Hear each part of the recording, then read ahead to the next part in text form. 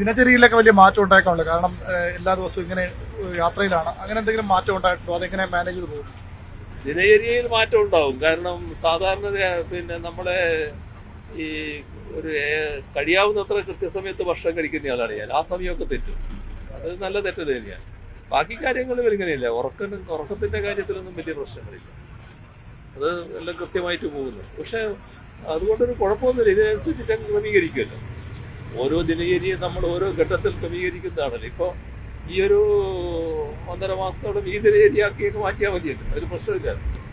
ഈ ഭക്ഷണം കഴിക്കുന്നതിനൊപ്പം കൂടെയുള്ളവരെ ഭക്ഷണം കഴിപ്പിക്കാറ്, അതായത് മന്ത്രിമാരുടെയൊക്കെ ആരോഗ്യപരമായ കാര്യങ്ങൾ, ഭക്ഷണം മാത്രമല്ല അസുഖം വന്നാൽ കൃത്യമായ ചികിത്സ ഉറപ്പാക്കാൻ നിർദ്ദേശിക്കുന്നുണ്ട് CM. അങ്ങനെയൊക്കെ പലരും കേട്ടിട്ടുണ്ട്.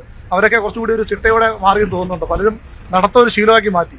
എല്ലാം നല്ലതുപോലെ ഹെൽത്ത് കോൺഷ്യസ് ആണ് എല്ലാവരും. വളരെ നല്ല നിലക്ക് വ്യായാമം എല്ലാവരും എടുക്കുന്നുണ്ട്. ഞാൻ മാത്രമേ വ്യായാമം കുറഞ്ഞേ ഉള്ളൂ. ബാക്കി എല്ലാവരും നല്ല നിലക്ക് എടുക്കുന്നുണ്ട്.